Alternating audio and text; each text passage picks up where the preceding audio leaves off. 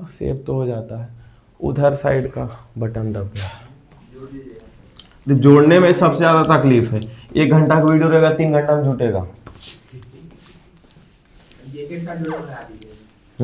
पागल है, उससे बढ़िया तुमको वीडियो में ना रख देंगे, इतना एडिट करेंगे जी।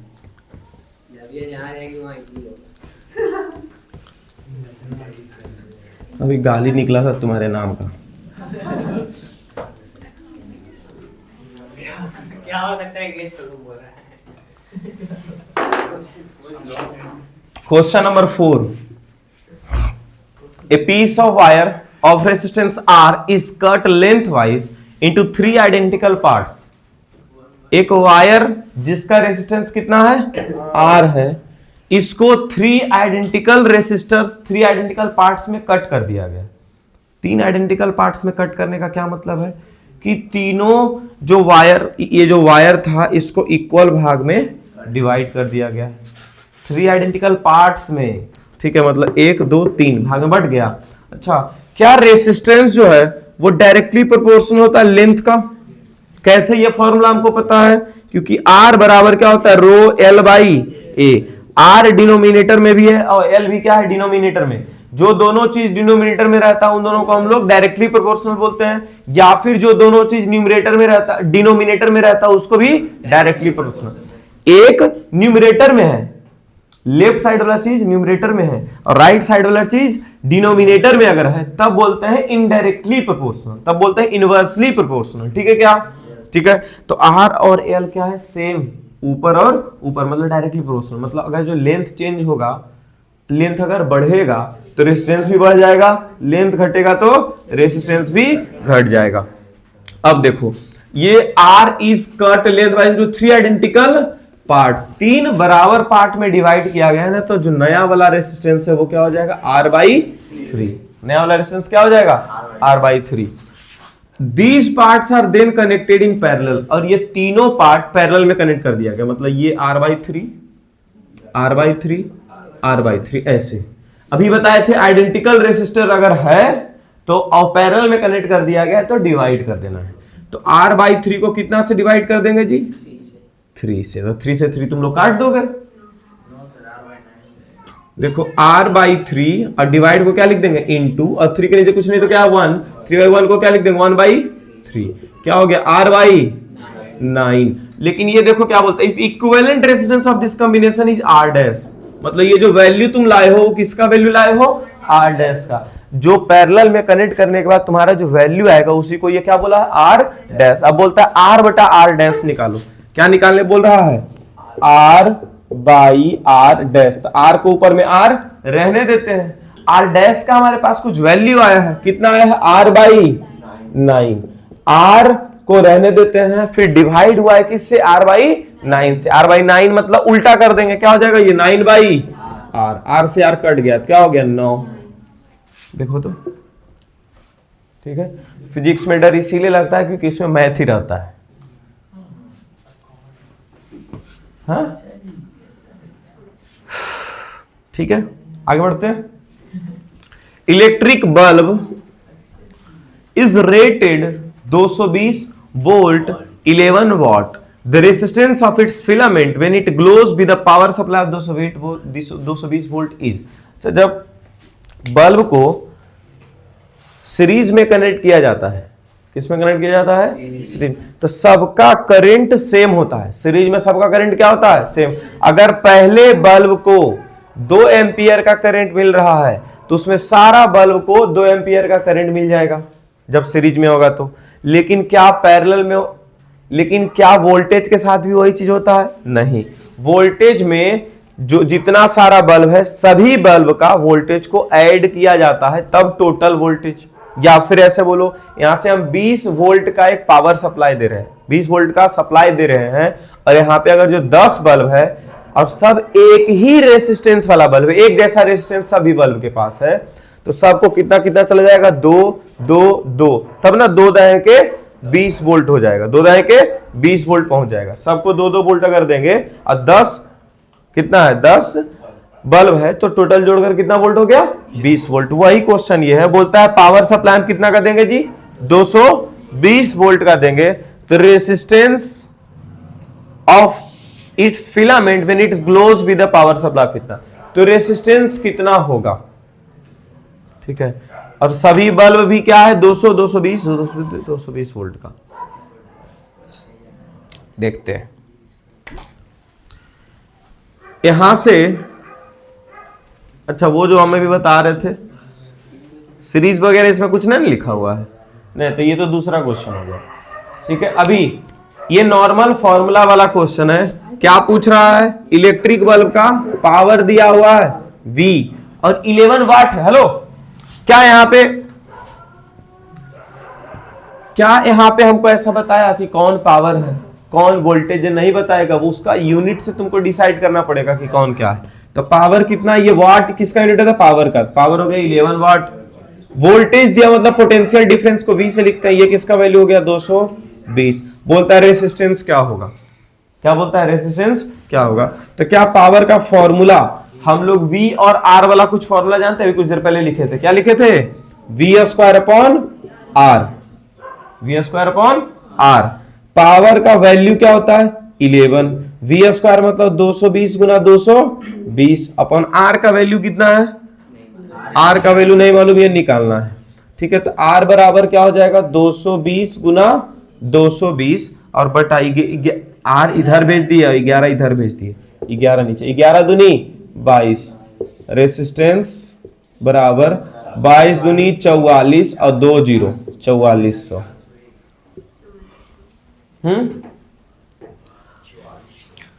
जितना ऑब्जेक्टिव आया है, हर ऑब्जेक्टिव में नंबर ही आ जाता है जी। इससे क्या कुछ समझ में आ रहा है कि न्यूमेरिकल्स ही आएगा इलेक्ट्रिसिटी वाला पार्ट में, ठीक है। बहुत कम चांस है, पहले जानते हो बहुत लल्लू सा क्वेश्चन पूछता था, सीरीज में कनेक्ट किसको करेंगे, एमीटर को कि वोल्ट मीटर को, समझ गए, ये सब क्वेश्चन पूछ दिया था 2020-22 से पहले, समझ गए। लॉकडाउन जो बीच में आया ना, तो सिलेबस कम करके अब क्वेश्चन का लेवल बढ़ा दिया, ठीक है। तो ऐसे मुंह क्या बनाती है, ठीक तो किया, 11th-12th में फायदा होगा, अभी से थोड़ा बहुत सीख जाओगे ये सब बनाने। तो अचानक 11th-12th में हालत खराब हो जाता था बच्चा का, अब इतना देख लेगा बच्चा 10वां में, डर के मारे साइंस लेगा नहीं तो कुछ भी हो बच्चा साइंस ले लेता था, समझे, कुछ भी हो 30 बच्चे का क्लास में 20-22 बच्चा साइंस ही ले लेता था, और 2-4 बच्चा कॉमर्स, बाकी बच्चा जिसको कुछ नहीं करना है, ठीक है, वो सोचता था हम आर्ट्स ले लेंगे, समझ गए। अब डर के मारे 2-4 बच्चा तो एक्स्ट्रा छोड़ेगा साइंस, कि इतना भयंकर रहता है यही, तो आगे क्या होगा। चलिए 6 नंबर क्वेश्चन, हाँ यहाँ देखो, minimum number of identical bulbs, ये क्वेश्चन के बारे में कुछ देर पहले बात की हम। कितना वोल्ट का हर बल्ब है, 4 वोल्ट का, कितना वोल्ट का है 4 वोल्ट, और सबका पावर कितना दिया हुआ 6 watt. That can work safely with desired brightness when connected in series. सभी बल्ब को क्या कर दिया गया है, सीरीज में कनेक्ट कर दिया गया है, और टोटल कितना सप्लाई दिया जा रहा है 240 वोल्ट का। अगर 240 वोल्ट से ज्यादा का सप्लाई दे दिया जाए बल्ब्स को, ठीक है, तो बल्ब फ्यूज होना चालू हो जाएगा, ठीक है, क्या सीरीज में अगर कनेक्ट कर दिया गया है तो। इसीलिए 4-4 वोल्ट का कितना ऐसा बल्ब लगाएंगे कि 240 वोल्ट का ये कंप्लीट कर देगा, ठीक है, सीधा डिवाइड कर देंगे। टोटल पोटेंशियल दिया है 240 और एक बल्ब कितना 4 वोल्ट, तो कितना आ गया डिवाइड करके 60, आंसर आ गया। ये जो 6 वाट दिया हुआ था आपको गुमराह करने के लिए दिया हुआ था, ठीक है। 4-4 वोल्ट का कितना बल्ब लगाएंगे कि 240 वोल्ट सप्लाई जो पूरा खा जाएगा, ठीक है। तो 4 गुना 6 24 होता है, एक एक्स्ट्रा 0 240 पे लगा हुआ है, एक 0 लगा दिए, या डिवाइड करके निकालेंगे। क्लियर है ये। अगला, the resistance of a wire is 40 ohm if 2 ampere of current flows through this wire for 50 second. अच्छा, क्या क्या दिया हुआ है वो देखते हैं। 40 ओम मतलब रेसिस्टेंस दिया 40 ओम, ये ओम है जी, ठीक है। तुम लोग ओम बोलेंगे सर कहां ये वाला पार्ट लिखा हुआ है, कहीं नहीं है, ठीक है। 2 एम्पियर मींस क्या दिया हुआ है, current is equals to 2 ampere. उसके बाद फिर क्या बात करता है, टाइम दिया कि 50 सेकेंड तक इसमें फ्लो होते रह गया करंट। ठीक है, तो heat produced, heating effect of electric current में अगर जाते हैं तो इसके ऊपर जूल्स लॉ ऑफ हीटिंग भी बताया गया है कि H is equals to I square R T. याद है तुमको? तुम ही बोला ना आई स्क्वायर अभी? अच्छा, आई स्क्वायर आर टी। आई का वैल्यू कितना है जी? 2, तो 2 गुना 2। आर का वैल्यू 40 और टाइम कितना है? 50 सेकेंड। क्लियर है?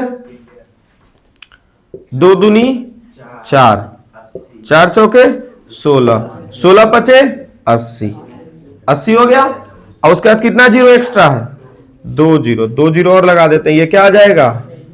Joule, 8000 joule. सही यहां तक? अब एगो बस केस स्टडी होगा। हाँ, 2025। अरे अभी और बचले हैं? नहीं, एक 2 ही को है।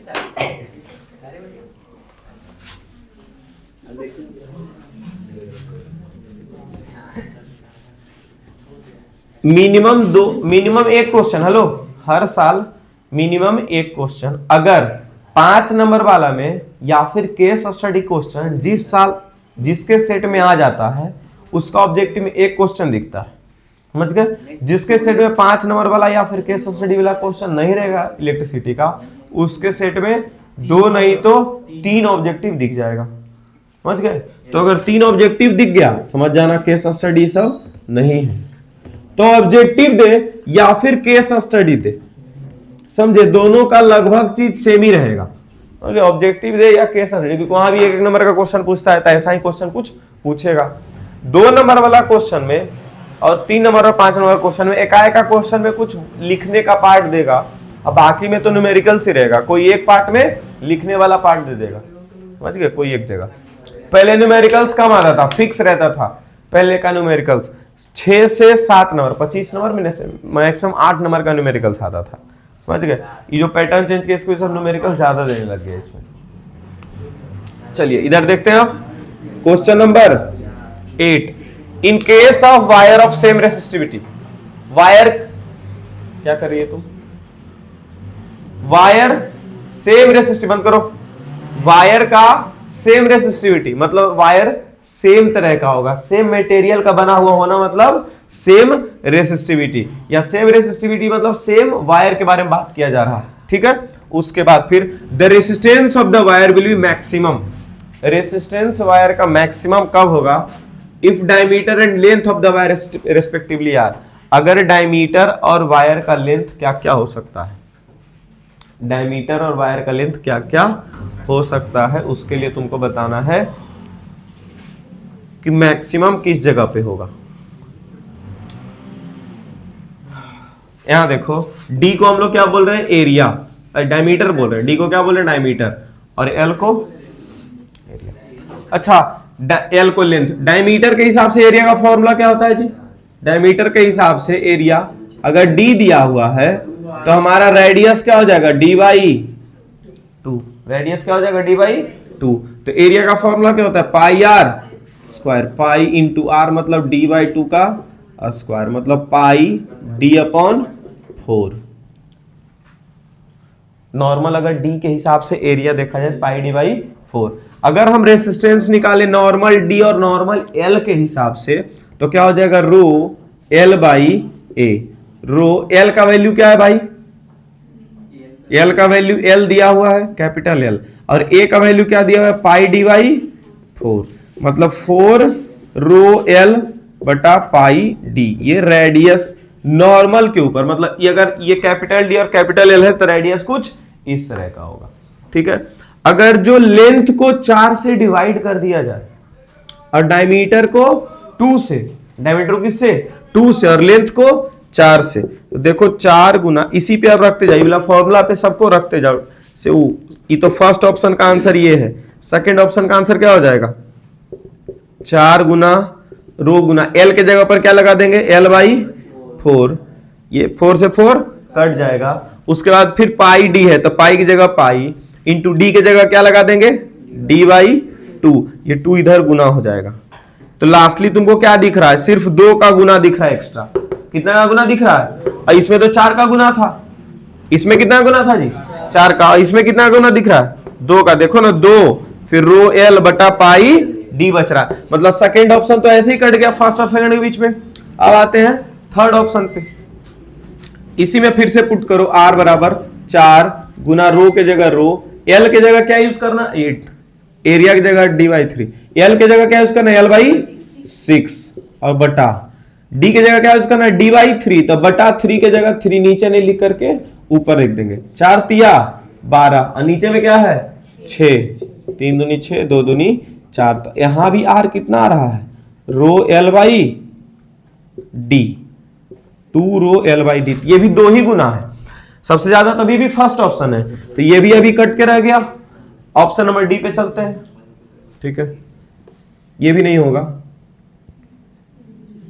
रो कितना था ऑप्शन में 4 रो इंटू एल के जगह पर एल बाई 12 बटा डी जो है यहाँ पे पाई डी, तो पाई लिख देंगे, ठीक है, और इंटू डी के जगह क्या लिख देंगे डी बाई 4, डी बाई 4 की जगह 4 ऊपर चला जाएगा, 4 तिया 12, तो क्या बच गया 4 बटा 3, 4 बटा 3 का वैल्यू 1.3 के हिसाब का कुछ आ जाएगा, रो एल बटा पाई डी, तो ये भी क्या है छोटा है, पाई स्क्वायर होगा, तो करने दिए थे यहाँ पे जी पाई स्क्वायर, तो एरिया का वैल्यू डी के हिसाब से निकाल लिया, सबका डी चेंज करते चलेगा, ठीक है, तो यहाँ पर 1.3 पाई एल ये आ गया, ठीक है। तो यहां से समझ में आया कि सबसे ज्यादा एरिया नॉर्मल कंडीशन में ही होगा, अगर जो लेंथ को और डायमीटर को से कि लेंथ को अगर जो आधा, अब यहां से कॉन्सेप्ट सीख लो, लेंथ को भी डिवाइड किया जा रहा है और एरिया को भी डिवाइड कर दिया जा रहा है, ठीक है, तो दिक्कत हो जाएगा। एरिया अगर जो डिवाइड किया गया मतलब एरिया को कम किया जा रहा है, एरिया अगर कम किया जाता है तो रेसिस्टेंस क्या हो जाता है बढ़ जाता है, और लेंथ को कम किया जाता है तब रेसिस्टेंस घट जाता है, ठीक है, तो दोनों मेंटेन होते हुए लगभग सेम रह गया। अगर जो लेंथ को क्या कर दिया जाता बढ़ा दिया जाता और एरिया को घटा दिया जाता, लेंथ के जगह पर कहीं पे गुना लिख देता और एरिया जैसे डिवाइड कर रहा वैसे डिवाइड करते रह जाता, तो इसका जो है मैक्सिमम पार्ट पहुंच जाता। ये assertion nichrome is an alloy which is commonly in electrical heating devices such as electric irons और toaster। निक्रोम एक ऐसा एलॉय है जो कि हीटिंग डिवाइसेस में इस्तेमाल होता है, ये सही बात लिखा हुआ है true. The resistivity of nichrome wire is higher, ये हाई, ये भी सही बात है, निक्रोम का रेसिस्टिविटी बहुत ही ज्यादा हाई होता है, रेसिस्टिविटी ज्यादा तो रेजिस्टेंस भी ज्यादा, अगर रेजिस्टेंस ज्यादा तो ज्यादा से ज्यादा करंट के फ्लो होने में दिक्कत पैदा करेगा, ठीक है, तो वहां पर हीटिंग इफेक्ट आएगा वैसा वायर में, मतलब कि क्या आ जाएगा गर्म, वो जो वायर है उसके अंदर गर्मी आ जाएगा, वायर के अंदर हीट आ जाएगा, जिसकी वजह से वायर जो है वो गर्म हो जाएगा, ताकि हम लोग इलेक्ट्रिक आयरन वगैरह में लगा करके वैसा वायर को इस्तेमाल कर सकते हैं, ठीक है। पंखा भी छूते हो गर्म हो जाता है, अच्छा बल्ब छूते हो बहुत देर से गर्म हो जाता है, ठीक है, तो जो भी इलेक्ट्रिकल एप्लायंसेस है वो गर्म होता है यूज होते होते, क्यों, क्योंकि वो करंट फ्लो जितना ज्यादा देर तक वो करवाते रहेगा तो कुछ कुछ रेजिस्टेंस रोकता है वो, ठीक है, रेजिस्टेंस का काम क्या है वायर का, करंट को रोकना, करंट रोकेगा तो वहां पर हीटिंग इफेक्ट पैदा होता है, ठीक है क्या, चलिए तो यहां तक तो सही है। It's resistance decreases with increase in temperature, hello, इसका रेसिस्टेंस टेम्परेचर घटने पे, इधर इधर टेम्परेचर घटने पे इसका रेजिस्टेंस डिक्रीज हो जाएगा, अच्छा टेम्परेचर इंक्रीज होने पर रेजिस्टेंस घट जाएगा, ये गलत बात लिखा हुआ, टेम्परेचर इंक्रीज होगा तो रेजिस्टेंस भी इंक्रीज हो जाता है, ठीक है, तो ये फॉल्स है, तो ऑप्शन नंबर क्या हो गया सी हो गया, ठीक है। यहां तो दो ये ऑब्जेक्टिव हो गया है खत्म।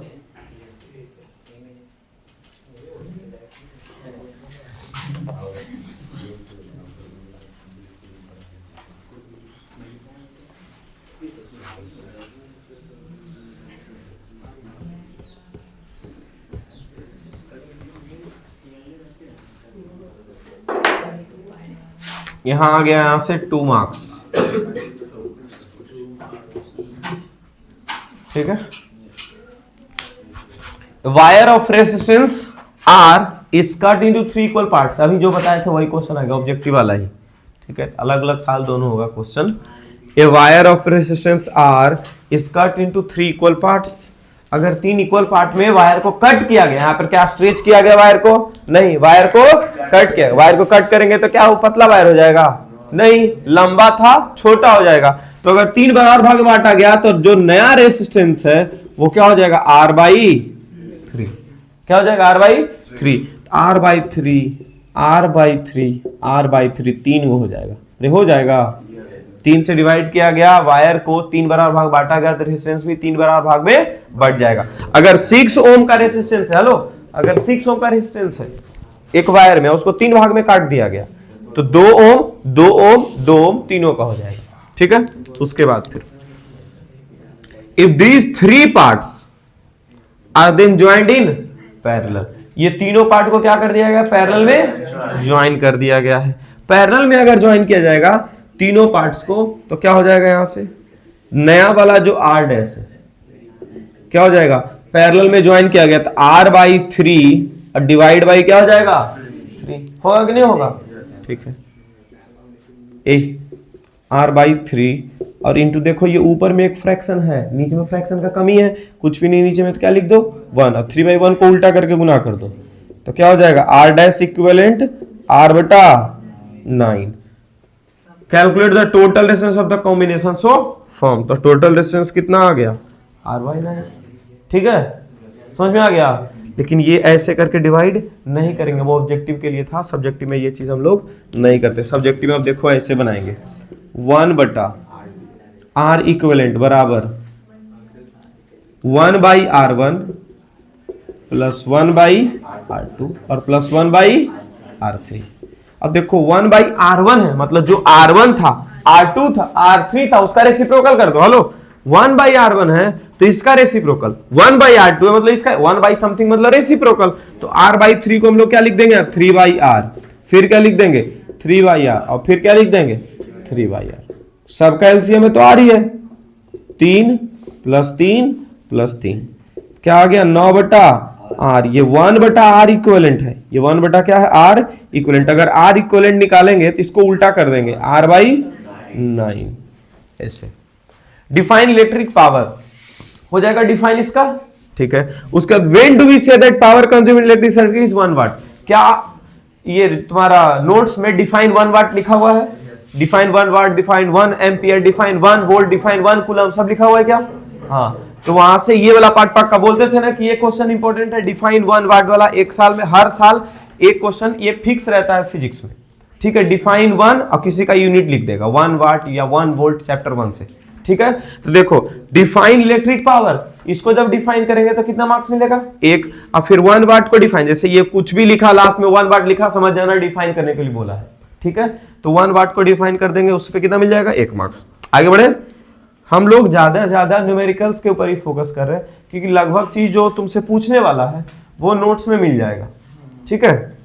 इलेक्ट्रिक केटल रेटेड 750 वाट 220 वोल्ट, मतलब इलेक्ट्रिक केटल कितना वोल्ट, ये कितना पावर कंज्यूम करेगा? 750 वाट का। और कितना उसको वोल्टेज सप्लाई चाहिए? 220 वोल्ट चाहिए। अरे घर में हम लोग का सप्लाई कभी कम कभी ज्यादा आता है, इसीलिए हम लोग स्टेबलाइजर रखते हैं कि वहां से एक फिक्स अमाउंट ऑफ वोल्टेज हमारे घर में डिस्ट्रीब्यूट होते रहे, ठीक है। और नहीं भी होता है तो हम लोग का जो भी घर में सामान बनता है, जो हमारा इलेक्ट्रिकल एप्लियंस, उसको इस तरह से डिजाइन किया गया है कि वो 220 वोल्ट पर काम कर सके, ठीक है। हाँ, अगर हम लोग ट्रेन वाला कुछ भी खोल खाल के घर में लेके आएंगे तो वो काम नहीं करेगा। क्यों? क्योंकि 110 वोल्ट के लिए बनाया हुआ होता है, ठीक है। उसमें 220 वोल्ट का पावर सप्लाई नहीं, जानबूझ के बहुत सोच समझ के बनाया गया था बहुत पहले, समझ गए? हाँ, कि बहुत कालनेमी आदमी है अपने। Can this kettle be used in circuit which has a fuse of current rating 3 ampere. अगर करंट 3 एम्पियर का फ्यूज जो है उसमें कितना एम्पियर का करंट जा सकता है?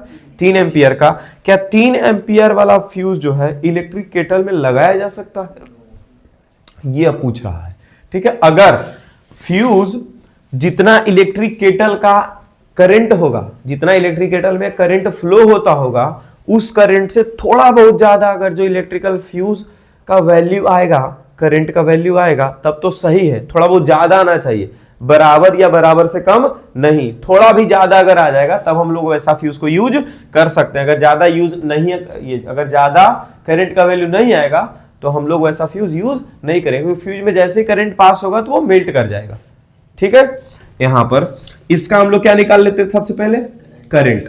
क्या पावर दिया हुआ है, देखो फिजिक्स जब भी है तो हम लोग सबसे पहला पार्ट क्या लिख रहे हैं, गिवन पावर 220 नहीं तो वोल्टेज दिया हुआ 220 वोल्ट, उसका पावर कितना दिया हुआ है 750 वाट। लिख दिए, क्या लिख दिए?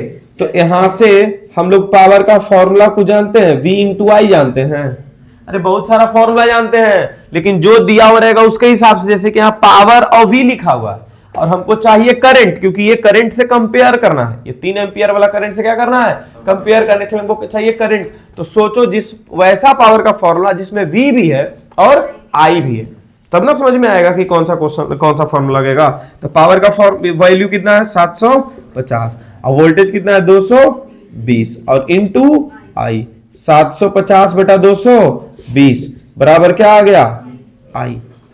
ठीक है, इसको डिवाइड लगा दे, 22 तिया 66, एक जीरो से एक जीरो हो जाएगा, 22 तिया 66, उससे भी ये ज्यादा है, उससे भी क्या है ये ज्यादा है। मतलब आई का वैल्यू जो है 3.22 तिया 66 और 9 जीरो 22 चौक 88, 3.4 एम्पियर के आसपास है। जो करंट है अप्रोक्स ऐसे लिख देते हैं, करंट जो इलेक्ट्रिक केटल में जाना जो इलेक्ट्रिक केटल में फ्लो होगा वो कितना है 3.4 एम्पियर। अब सोचो यहाँ पे फ्यूज लगा हुआ रहेगा, ये फ्यूज है 3 एम्पियर का, और ये करंट कितना खोज रहा है 3.4 एम्पियर का, 3.3 से 3.4 एम्पियर के आसपास का करंट खोज रहा है। तो क्या ये फ्यूज उतना लोड ले पाएगा, नहीं ले पाएगा। ठीक है, सर्किट ब्रेक हो सकता है।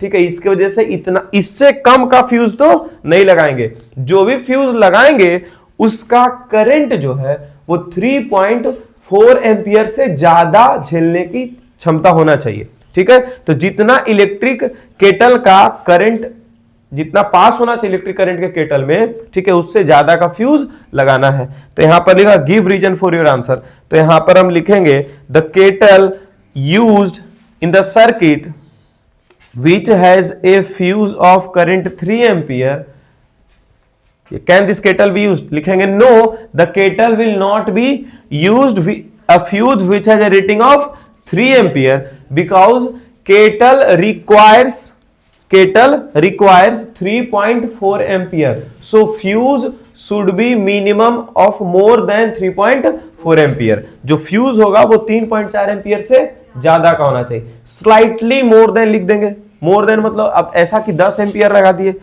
है ना, जिसको ज्यादा करंट भी अगर पास कर जाएगा तो हमारा केटल खराब हो जाएगा, फ्यूज खराब होगा ही नहीं। मतलब बस स्लाइटली ज्यादा होना चाहिए ताकि करंट को फ्लो होने भी दे दे। ठीक है, और अगर ज्यादा अचानक करंट आ जाए, 3.6 एम्पियर लगा देंगे, 3.5 एम्पियर लगा देंगे, तब तक ठीक है। और जैसे ही 5 एम्पियर या 6 एम्पियर का यहां पर फ्यूज लगा दिए तो ज्यादा करंट फ्लो न दे देगा, पता चला कि एक बार वोल्टेज ज्यादा आया जिसकी वजह से हमारा सर्किट, ये इलेक्ट्रिक केटल जो है वो खराब हो जाएगा। तो बहुत ही ज्यादा अभी करंट नहीं लगा देना है, करंट वाला फ्यूज। तो slightly more than 3.4 ampere fuse should be used here. Clear है? कौन सा नंबर क्वेश्चन हो गया ये? 7 था, 8 9, ये 10 11, ये हो गया 12।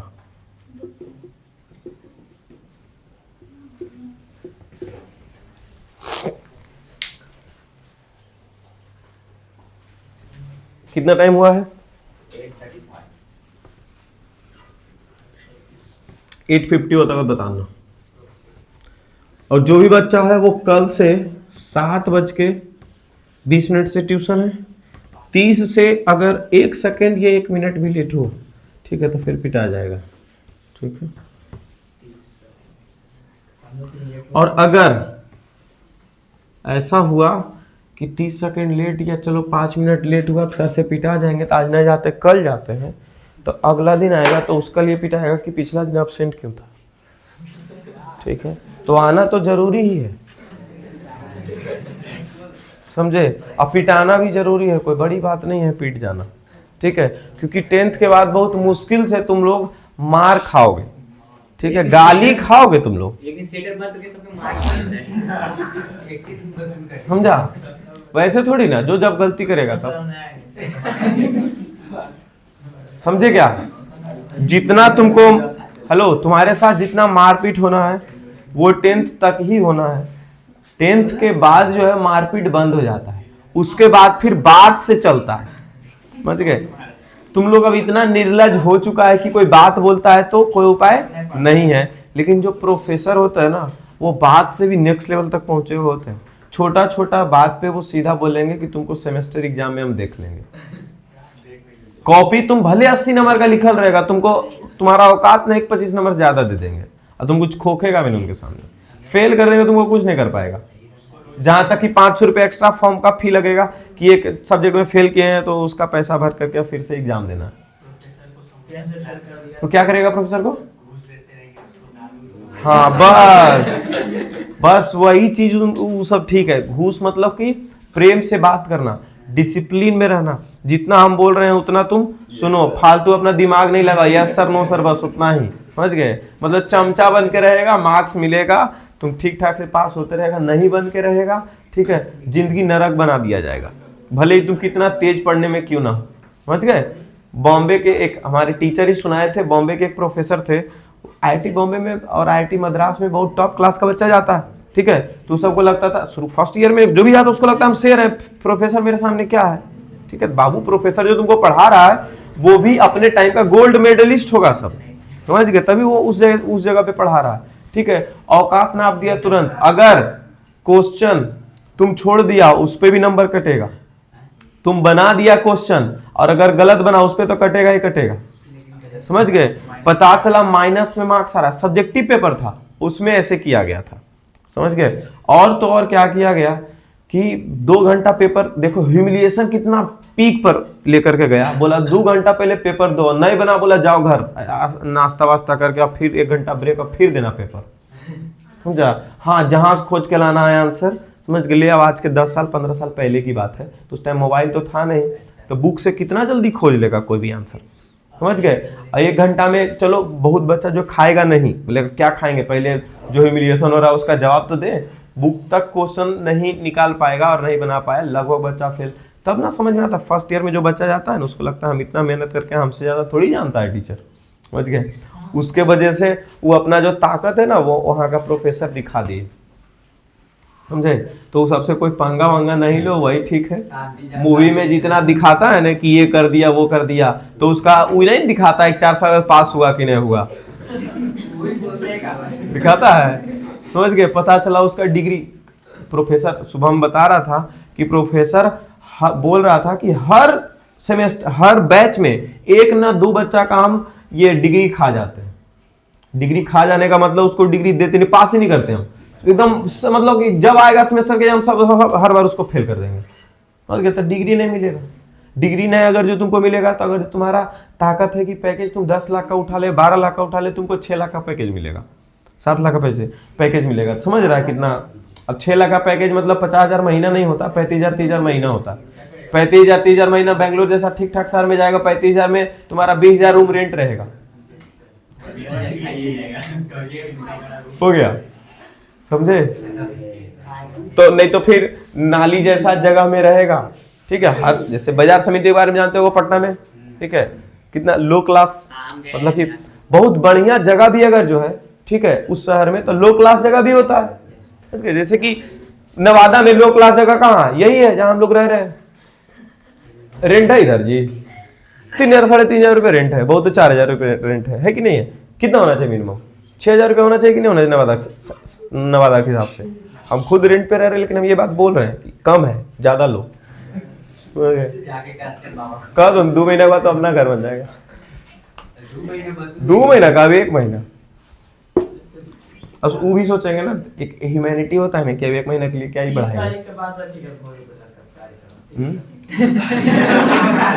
क्या बोल रहा है? क्या 30 फरवरी? 30 फरवरी आता है?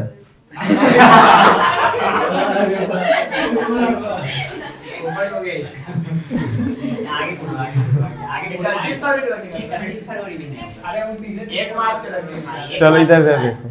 मैं तो सर की जानते देंगे ना सर, तो फिर गड़बड़ा खाएंगे। ऐसे आता टेंशन। गर्दा क्यों उड़ाएगा भाई? रसगुल्ला का रस उड़ाओ तुम, उसमें गर्दा कहाँ तुमको मिलेगा? चलो हाँ ठीक है, ऐसा कोशिश करेंगे कि तुम लोग भी काम धाम में लगा दे। नहीं तो नहीं। खाली खाए ले। कितना नंबर क्वेश्चन ही होगा? 12 तक हुआ था जो भी है। हाँ इधर देखो, इधर देखो। इलेक्ट्रिक केटल की 230 volt 1000 watt, calculate the resistance of its heating element when in operation. Heating element का क्या पूछ रहा है? रेसिस्टेंस। हीटिंग एलिमेंट मतलब वायर, वायर में ना करंट फ्लो होगा जी, सीधा सीधा रेसिस्टेंस पूछ रहा है। कैलकुलेट द रेसिस्टेंस बोला ना। अच्छा V दिया हुआ है और P दिया हुआ है। P इज इक्वल्स टू क्या लगा देंगे फिर से? VI। P दिया हुआ है, V दिया हुआ है, लेकिन VS नहीं नहीं R ना निकालना है तो V² बाई R लगा देंगे। V² बाई R लगा देंगे, क्या रेसिस्टेंस निकल जाएगा? Yes sir. ठीक है। State two application of Joule's law heating domestic electric circuit. Domestic electric circuit का, सर्किट में दो यूज बताओ जूल्स लॉ ऑफ फिटिंग का। क्या हो सकता है? अरे पढ़ो तो, हमसे क्या पूछता है? तो application of Joule's heating in domestic electric circuit. हाँ रोस्टर आयरन हो गया और केटल हो गया। सब हमको एक एग्जांपल लग रहा है। फ्यूज, ठीक है। हाँ अगर जो केटल, एगो में लिखेगा केटल और दूसरा में लिखेगा आयरन और तीसरा में लिखेगा रोस्टर, एक ही एग्जांपल है सब, ठीक है। हाँ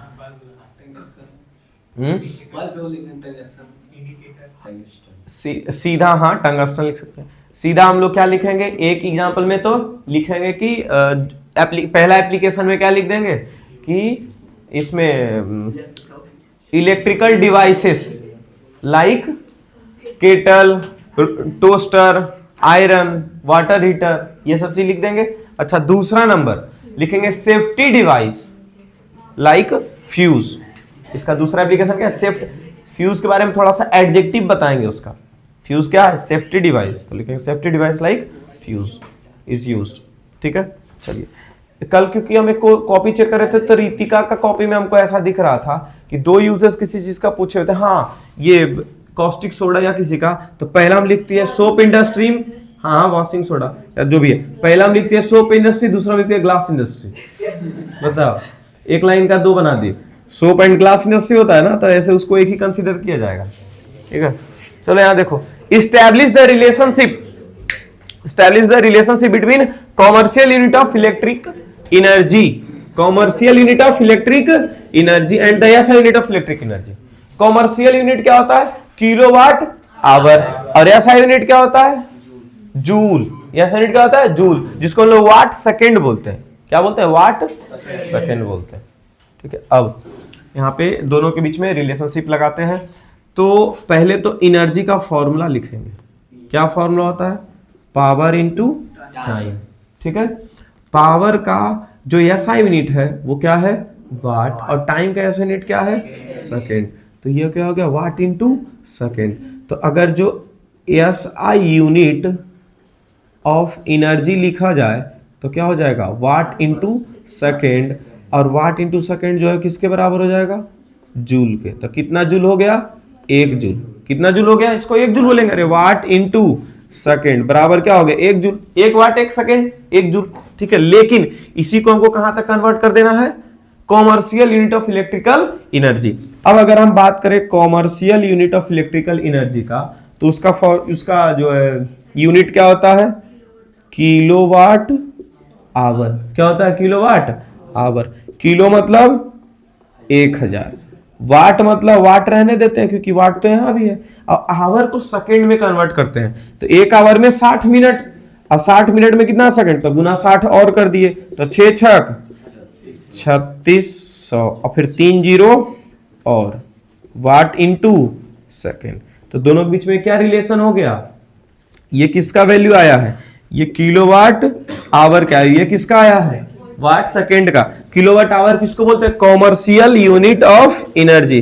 देखिए commercial unit of energy is equal to 50 है, इतना टाइम्स द क्या है SI unit of electrical energy. दोनों के बीच में रिलेशन ये है कि कॉमर्शियल यूनिट जो है वो कितना गुना है, 36 लाख, लाख होगा ना, इकाई दहाई सैकड़ा हजार 10,000 लाख 10 लाख, हाँ 36 लाख गुना है किसका, SI यूनिट का। जानबूझ करके कॉमर्शियल यूनिट इतना बड़ा बनाया गया था, क्यों, क्योंकि एक एक सेकेंड पे अगर जो मीटर में ऐसा चेंज होते रहे कि इतना यूज हो रहा है इतना यूज हो रहा है, इतने लगेगा बहुत ज्यादा हम लोग एनर्जी खपत कर रहे हैं, ठीक है, और बहुत ही बड़ा बड़ा वैल्यू आएगा और उसका कॉस्ट बहुत ही छोटा सा निकल करके आता, समझ गए।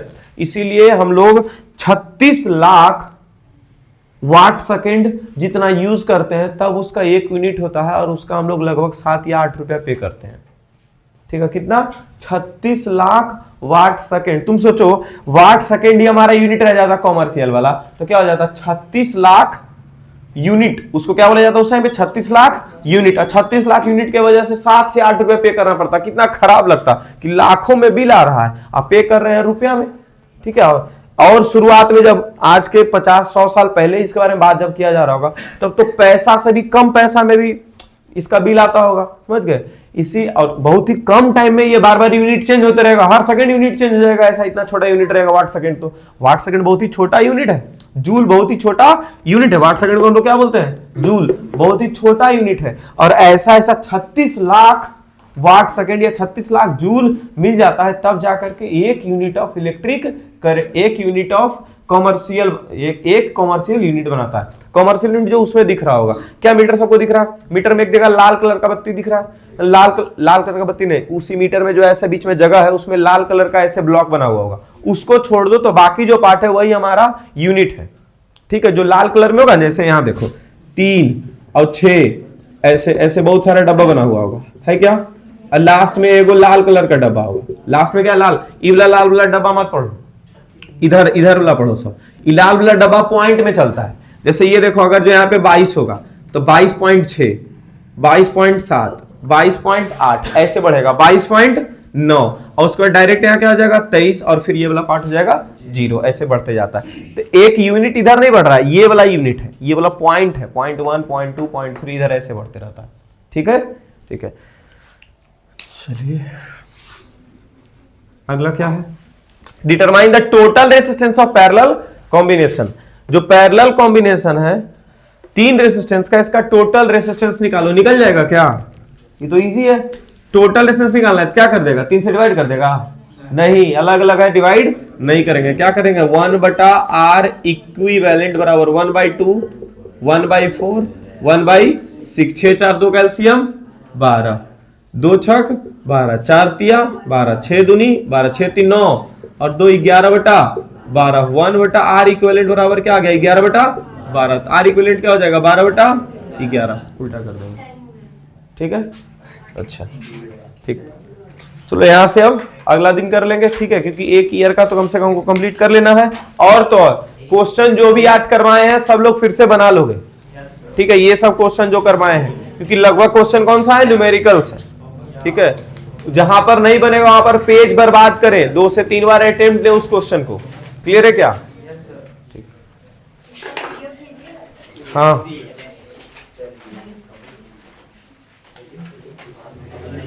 पीडीएफ हो सकता है थोड़ा लेट से जाए, क्योंकि इसका 2023 वाला जो पार्ट है 2025 और 24 वाला कर दिया, 23 वाला पार्ट जो है वो अभी तक नहीं किया, ठीक है,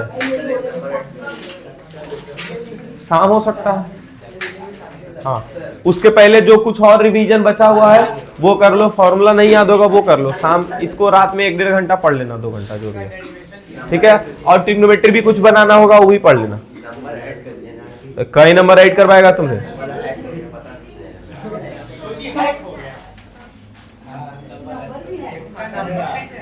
नंबर हैक नहीं होता है जी, हैंग हो गया ना बोला, हट हैक को कुछ नहीं होता है तुम लोग ऐसे